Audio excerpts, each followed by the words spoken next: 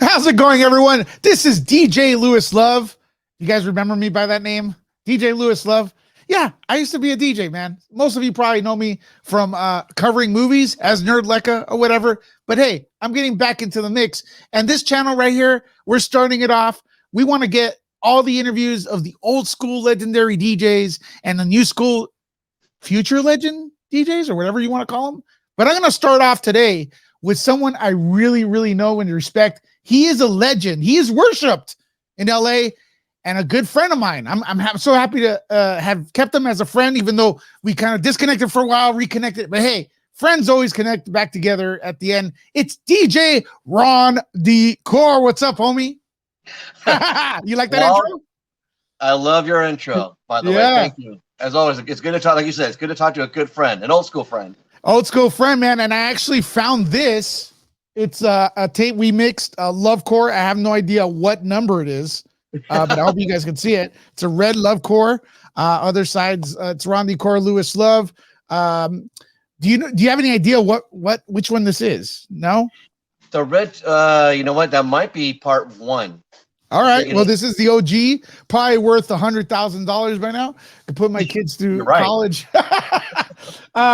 Ron, again, man, thanks. You know, I want to ask you a few questions about your history as a DJ and then get into a little bit because there was a gap that I kind of like stopped playing music. And I want to know what happened during that time because I'm very curious. But I also want to start off with say, Ron, you know, back in what I call the heydays of Rave, 91, when like I was just a small fry and nobody, you were very, very nice and very welcoming and open to making a mixtape with me, which is crazy because there were a lot of egos. You know, we're young, a lot of people in the industry, there's a lot of egos, especially movie industry. But Ron, you've always been a guy who's been very open-minded and giving people chances. So I want to say thank you for that. Oh, you're welcome. Anytime, man. You're a good guy. And plus, I want to have people work with me that actually have real talent. That's something you have. Whoa. And then there's me. No, you did. You have great talent. Thanks, man. I love music. I'm going to ask you, so listen, so real quick, because I know the story is out there, but I want to get it for this channel. How did you start DJing? When? What date? The real beginnings you want to know. Oh, boy. Yeah. I had to go back to 1986, if my memory serves me right. It really wasn't really DJing per se. My first experience was actually with DJ Kool-Aid, old high school friend, actually a childhood friend of mine. You may know him also in the scene. Him and I both DJed the same party together, our first party, but not really essentially a warehouse party in somewhere downtown Los Angeles, just on the outside. For me, it's like New Year's Eve, I think, or New Year's. It might have been New Year's Day evening in 86, 87. Yeah, a friend of ours did a party. We just, you know, he knew we had records. We never DJ'd. I never even had a setup. So we kind of pretended to DJ. We kind of learned on the fly how to work all the knobs and the sliders. So that was Kool-Aid was one of these guys? Yes. Me and him. Wow, I didn't know that. That's a lot of history people don't know about because me and him, we kind of, you know, we're kind of coined as like the godfathers of the scene, or at least, you know, the two guys that kind of created a lot of it. Because facts. In the very beginning, him and I had no experience. We really didn't have any kind of desire to DJ, just that we were both music guys. Yeah. And just to be able to, you know, when you get your feet wet right away, you know, most guys get like, you know, they practice, get their gigs, they get their skills all refined, and then they get their first gig. But no, our gig came first, and then we learned how to DJ afterwards. So this was the party was called Crackdown. So it was like myself and Steve. Yeah, Crackdown. Dope. Somewhere I have the flyer. One of these days I'll have to show you that flyer. It holds a lot of special meaning to my heart because it's my very first experience at DJing and my first gig, and really it was kind of the birth of the scene back then. Wow, I didn't know that story. This is 89, right? Or a little bit after? No, it's like 86, 87. 86, 87. I wrote that down. I got it wrong. So I gotta go way back. Was dance music your first passion, or what would you start off with? Or well, in the earlier years, it was a real mix actually, because there was techno back then. Obviously, techno. There was house, acid house. Those are sort of the dance genres.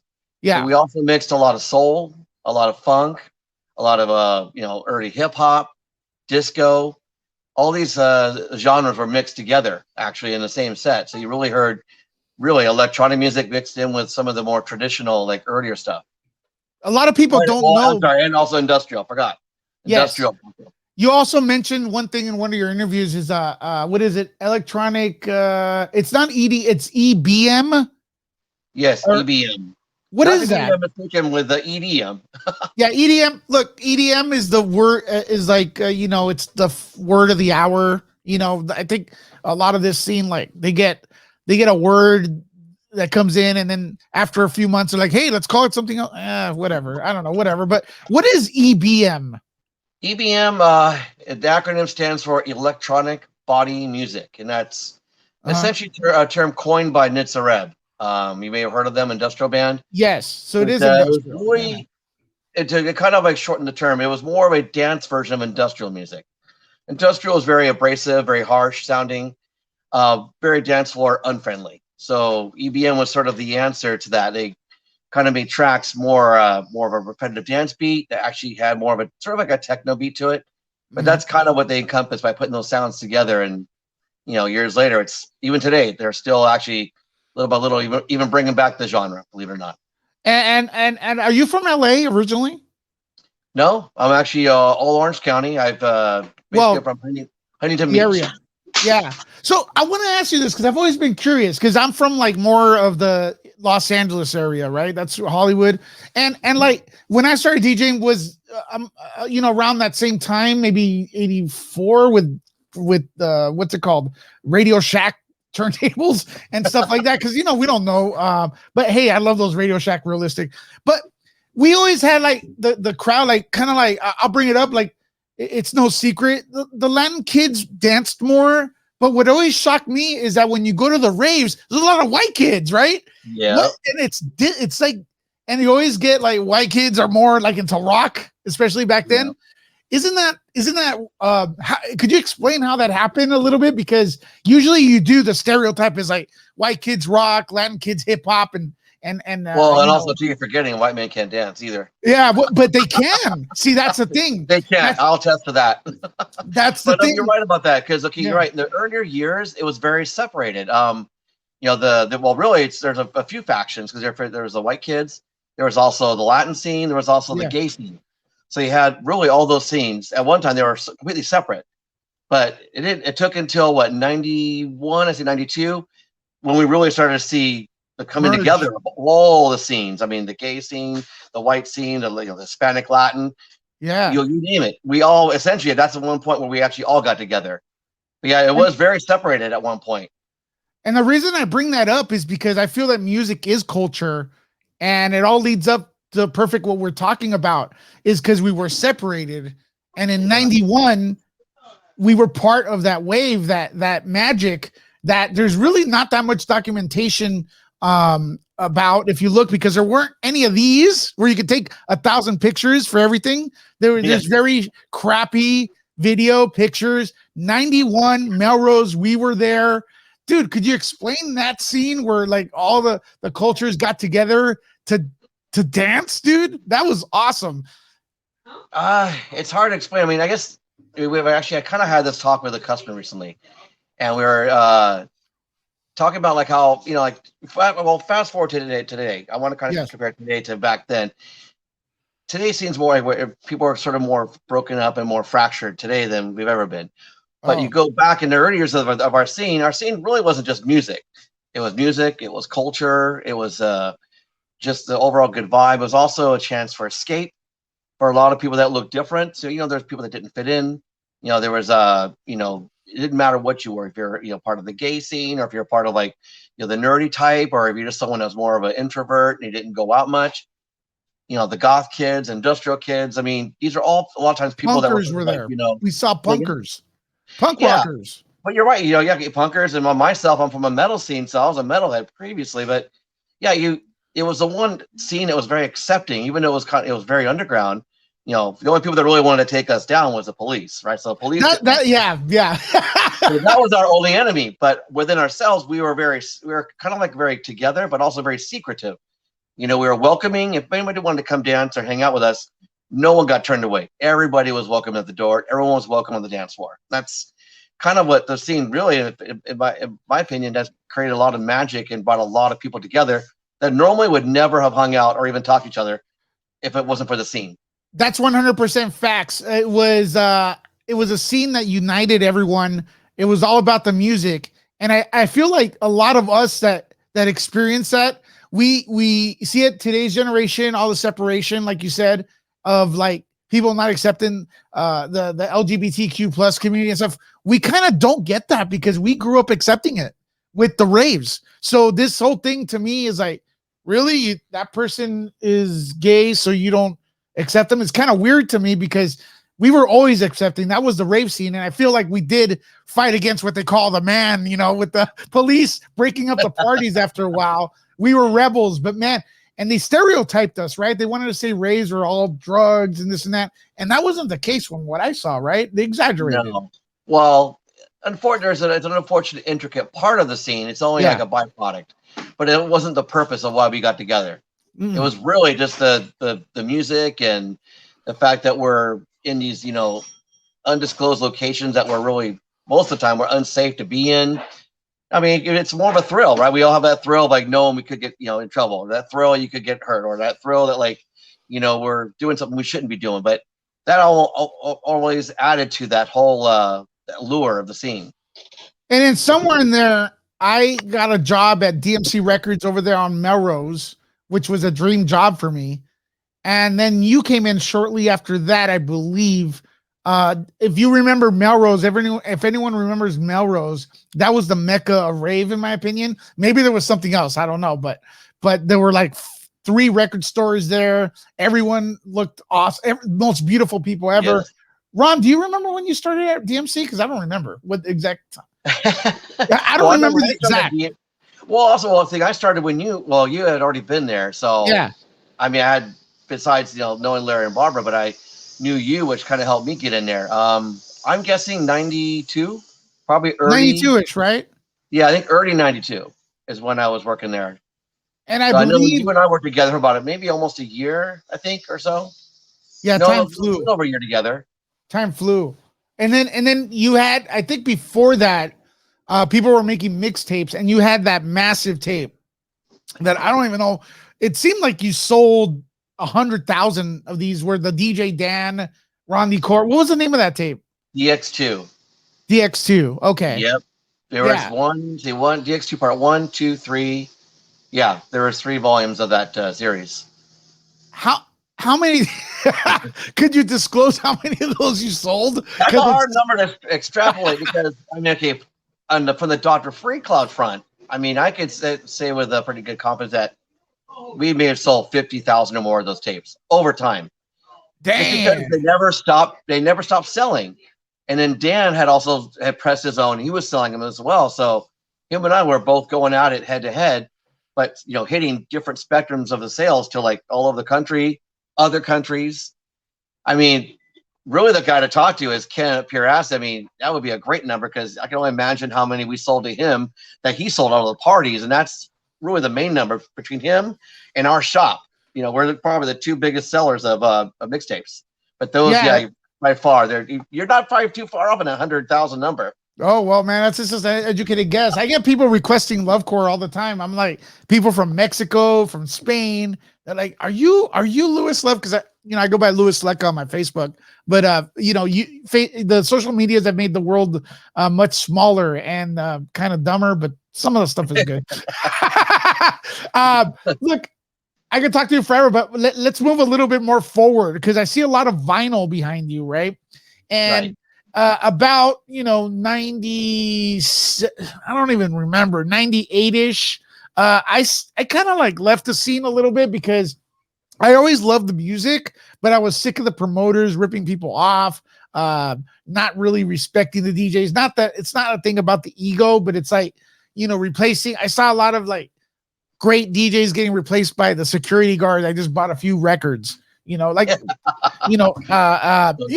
seen probably crazier stuff than I have. Yeah. And I just was disgusted a little bit. This is just, business stuff. Vinyl has kind of, not been the popular, most popular medium for the new DJs, and some of the old have transferred. You've chosen to stay with vinyl. Is that pretty accurate? Yes, exactly. I've never switched to never even dabbled on CDJs or anything digital. Interesting. Is there? Could you explain to our audience that maybe don't know why you choose that? Uh, Vinyl. Well, for me as a DJ, it's really the ultimate format. It's the first format. It's the original format. It dates back to the disco era and even further back. It's just it's more flexible. It's very forgiving. You know, Vinyl has a very nice sound quality about it. There's something collectible about it. It's tangible. It's something you can touch, you can feel. For most of us back in the '90s, especially, people knew records right away. Just a lot of times they could see the label. Just like you yourself and myself, we would see Yes. certain records like that quick visual, that label. You knew exactly what kind of track it's going to be. So these were things that like brought really good memories and also just a lot of cool factor to DJing. And Yes. so, fast forward, like how you're saying when you got out of the scene, the year 2000, Y2K technically was kind of a weird change of the scene because that's kind of when vinyl also took its downturn and for the Oh, general interesting. masses. So in dance music vinyl, for us also, being in the shop, selling records, dance music vinyl sales started to go down. We saw a lot of DJs dumping collections, switching formats, going digital. I saw all this happening. Sure, there was a lot of pressure for me to switch, because a lot of people, there was that whole infighting with all of us DJs. Once the camp sort of spread, it was vinyl versus digital, and then it became digital dominating over vinyl. So little by little, I know I got kind of put down a little bit from some people and also praised by others. A lot of people would say, oh, why? It's expensive, it's heavy, why do you want to carry that to a party? And you have to lug that onto a plane. So much easier just to have a thumb drive or just a pack of CDs and you're good to go. And like, so you'd hear all these complaints, and I would say, my answer was always, so it was a problem when you were DJing with vinyl? Did you have a hard time lifting it back then? Obviously, you had no problem going to your gig, having fun, getting paid. It's really the same formula, just that you're talking about carrying something versus not carrying something, or now you're getting your music for free as opposed to paying for the music. So there's a lot of that whole battle going on, and through all that static, all that mess, I always felt that vinyl was just, I had too much of a love for it, and I was very passionate about vinyl. For one, you see that with my record store. It would be kind of an oxymoron to be a digital DJ owning a record shop promoting digital versus vinyl. So that right off the bat could never happen, even though it would never happen. But and besides that, my musical taste, for me, vinyl never died. There was always plenty of new releases, Mm. not the kind of like the heyday where you and I remember, like where it'd be hundreds of new releases every single week. Yes. Yeah, I mean, it got down to literally sometimes there'd be like maybe 5 to 10 records, but I still grabbed those. But I had plenty of old stuff because a truly good DJ will take in collaborate his collection like older stuff with newer stuff and intermix them, and that really makes him, I think, if anything, more knowledgeable DJ and a DJ that really has a skill set because old music isn't retired; it isn't gone forever. Sure, in the early '90s, we retired a record after 2 weeks because we were already on to the next week of records. That's But true. fast forward to today, right? Because you go today, the older DJs, us veterans, we have that advantage, that sort of trump card in our back pocket that we could actually, bust out some old jams while mixing them with the newer cuts. Because you put those together, it makes a whole new sound, a whole new mix. Plus, it's a way of showing off to younger DJs that I have depth, I have knowledge. I just showed you all this, and now even to the current time today, it's even more so important to have those older records because you get younger guys now they're hunting in the old school techno section or they're hunting in the old gabber or the old acid. They're trying to find those records, and these are newer people, newer kids, newer heads. So it's kind of funny. It's fast forward, like I never switched, and there's some of the ones that come in, they're surprised, like, "Whoa, what's that record you're playing? Can you guys, is it on the shelf? Can I buy it?" No, it's a 25-year-old record. It's gone. You have to find it in the used bin somewhere on, on some website for $100. But yeah, so for me, holding out was the best thing I ever did. I never Nice. stayed. I mean, I stayed true. I never left, even though there was times where I had very few gigs because of it. Because I was even fighting with certain promoters. Well, there's no turntable setup, so I would lose a few gigs, for that. But then over time, they realized, well, we want Ron to play. we'll pay the $100 or whatever it costs to rent tables. Which really that's all they have to do is really just call a rental service or put out, and rent out for a couple $100, maybe the DJ equipment, which is probably not even a couple $100, probably cheaper. It's cheap. Right. On the same token, though, think about it this way. There's also with another good argument. People are like, well, it sucks to have to line up, tables with CDJs, all stuff. I go, well, how about live acts? So when a live act plays, and even go back to the 90s, you and I played plenty of parties, if it's like, Messiah or if it's Enjoy or whoever was playing, they weren't using turntables. You rented their equipment for them because you wanted that artist to perform. So it matters if you care about the artist or you don't care. So if you don't want to pay the $100 or whatever it costs, that's just proof. You just wanted my name, but you didn't want to get the equipment for it. So you didn't care. Yeah. Right. So touche. Well, look, we get into I mentioned I left the scene. I think that tells you everything. Well, no, you left the scene the same reason Barry Weaver left the scene. You guys, disrespect to the talent. Disrespect. He got very tired of it. Yeah, it's disrespect. I always love the music and stuff like that. Another thing you probably forgot, or maybe I could include to your why you should love vinyl, is something that's happening to the movie industry as well, is where physical media, CDs, VHS already gone the way of the dodo, but even Blu-rays, HD Blu-rays, they're everything's going digital, and I feel like you don't really own it until you could touch it. True, you're right, you don't. So, I mean, it is what it is. You don't really own it. I wonder, and you're probably not gonna like this. Well, maybe you will. Maybe they should sell a record with a digital download. I don't know. I don't know. Well, Lewis will think, okay, just to get you up to speed. That's actually common now because, when you buy, not so much some dance music does it, but mostly your indie artists, your rock artists, all the current artists now, when you buy an album, 90% of it comes with a digital download version of the album. Yeah. And even further, people like a good example, 9 Inch Nails. I forgot what release it was. They actually did one step further. They did album, digital, and CD. See? So they are, but yeah, the download code is very common. Almost every new album you'll buy, it'll even tell you, includes download.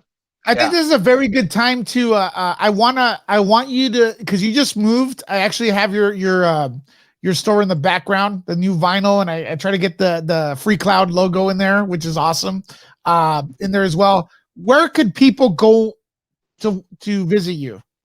Your vinyl store. Well, right here where I'm at Dr. Free Clouds. Dr. Free Clouds now our new moniker. It's last record store standing. People that know us know our history. What address is it? Do you know the address? Do you remember the address? Of course I do. It's I don't know. You just moved. 9043 Garfield Avenue in the city of Fountain Valley, 92708. And then for the digits here, 657-888-4695. And I'm going to be posting that information on the bottom of the description. If this ends up on, it's going to end up on YouTube and several other formats. So then I'll try to put that information in there so you could support. But also one more thing. I forgot. The website, drfreeclouds.com. Dr. Free Clouds. I'm going to put that in there. A few more questions, Ron. And then listen, I'm going to, because we're past 20 minutes. I could talk to you forever, every single topic. I think you should come back and talk about what, topic. We'll make it a regular thing. I'm cool with that. Yeah. As a matter of fact, you do hold events at your store. Yes, we do events here. I would love to have you here, come in here and talk about them before and after, promote them. Okay. Yeah. Now let me ask, what's the largest crowd you've ever DJ'd for? What's the largest one? It had to have been Electric Daisy Carnival. It was like their 20-year anniversary. That's actually Pascal? Is that a Pascal thing? They actually had a stage with all the old fart DJs like myself, and then they had like Doc Martin, I think Armin van Helden, DJ Dan. So yeah, that was probably 100,000 people at that party. Wow, that's dope.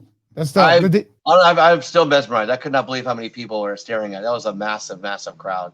Yeah, for your youngsters out there watching, just so you know, the 91, I would say like the what we talked about earlier, the 1991 scene, the new stuff is kind of like, maybe an evolution or okay, they put it straight. We started that scene. The scene you have now, Yeah, we did. we started that. That's all. I mean, it is what it is. Is a sky blue? Excuse me? Yeah, LA did start it all. Yes, we started that scene. I'm glad to see people dancing. Even though it's EDM or whatever. What do you think of EDM? I'm curious because you've always been like, Gabber dude. Well, I mean, EDM. I mean, I don't like the acronym. I mean, sure, they had to kind of package nicely all of our music categories, which are in the hundreds of categories, into a nice little package. To me, it's just commercial. I mean, because EDM now, when you go to like the festivals and bigger parties, EDM sort of carries that like commercial sound.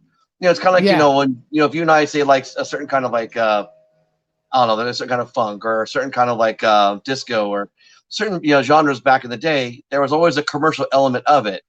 So I see EDM as it's our commercial pop version of our dance music. It's kind of where the more the radio friendly music was made and also promoted at the big parties. I think it's like, I also call it, I think of that music, not just EDM, but before the commercial, I call it like the gateway drug to dance. You know what I mean? It's I like, love the names. well, it is because what it is like, it gets what we call normies, like people who, I don't even, like Justin Bieber, whatever. Right. And Justin, whatever, Justin, pick a Justin, he's on the radio. And you're listening to that, you listen to the dance mix, the EDM mix, then you're like, it's kind of cool. Then you go into David Guetta, whatever. It's kind of cool too. Tiesto, okay, that's kind of cool. Wait a minute. I just went into EDC or Electric Carnival, whatever you called it, and there's this guy named Rondi Core, and all I heard was bam, bam, bam. Holy shit! I think I just saw Jesus. This is the music I want. But you see, it started from Justin Bieber, and it went to Rondi Core. I guess you never want to hear that again. Well, it's funny you say that, Liz, because it was like that. The lineup was like so commercial. Down to my end. But a cool little side note for that party, out of all those DJs for 3 days going on, I was told by the sound guys on my stage, I was the only one that got turntables for it. Nice. And the sound guys were like, they were blown away. They go, we're so excited that you're the only one in this whole party for 3 days playing records. But Pasquale actually paid. He paid for the whole setup for me. He had the nice setup of turntables, everything I wanted. The turntables, the mixer, everything was done perfectly. The sound guys were great, and they were it was perfect. So see, it can be done. You don't have to play all digital. Even shout out to Pascal too, because I remember him as a kid going to the I guess it was an Insomniac thing in the mid '90s when techno was dying out. He was doing these undergrounds with a few people in the worst neighborhoods ever, I must add. And playing all the old techno, because I don't know, the scene sometimes went from like, hey, techno's awesome. 2 months later, it's like, we got to go house. We got to go strictly rhythm, which is fine. But it's like every time something got good, the scene had to change it for some reason. Sometimes, it's like, no. But so Pascal, shout out to him for hooking up Ron. And hey, maybe we should do it again. Hint, because I know you're watching this. Just a real quick story, Ron, and I wanted to tell you is as far as the gateway music, the gateway drug to hardcore or more underground, I used to go to clubs, and my favorite tracks were like, how would I say, right on time? What was it? The not Aretha Franklin, not CNC Music Factory. What was it like? Was that Black Box? Black Box. So right. So I started going to clubs. I started hearing Black Box. I was like, wow, this is the jam. And I remember the DJ, like I was going crazy, right, with Black Box and all. And the hardest it was DJ Dick Weekend, whatever. Then the DJ dropped. Just like I remember the next DJ came on after playing that Black Box house, which I loved. Dropped everything. It was dead silence. And I heard the dance floor was just like looking around, and you hear music maestro, please. Da-na-na-na, as T99. Oh, and that's when I I was like, what the hell is this? This is what I want. This is what I want. T99 Anastasia, when it first dropped, holy cow, dude. That's what really, I got to go to clubs or places where they only play this. That's it.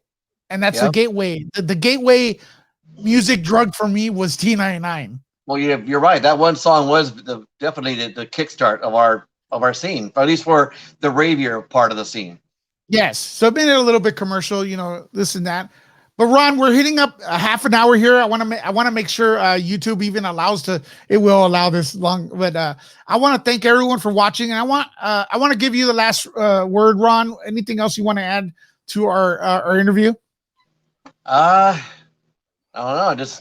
Just nice to connect with an old friend, man. Yeah, man. I'm actually happy to see that we have a lot of similarities in life. Fast forward from all those years we missed. It's just good to reconnect, and it's nice to tell a story from an older DJ's perspective, and to kind of letting people know that all this history is still very, very relevant today, and there's still a lot more ahead of us. The best times are always ahead of us. That's what I like to say. Yep. But there's a lot of crazy stuff, and I think our next interview, I think the people in the comments, if you have any suggestions what we should talk about, feel free to put it in, any suggestions. And also, Ron, I think we're going to bring you back and talk about some events there, like we spoke about, and also maybe like pick out just because I could go for an hour with you just on 1991. Hey, I'm a wealth of information. Get it out of me. I'm ready. Yeah, man. And hey, Vinyl Lives. Check out Ron's record store. Information is going to be posted down on the bottom. He's right. It never died. May have hit a little bit of a slump, but man, Amoeba, all the big record stores want vinyl, and I see people buying them there. There's only one. Ron's store is way better than that. So check out Free Cloud. So, all right, guys. Thanks for watching. Thank you, Ron. You're welcome.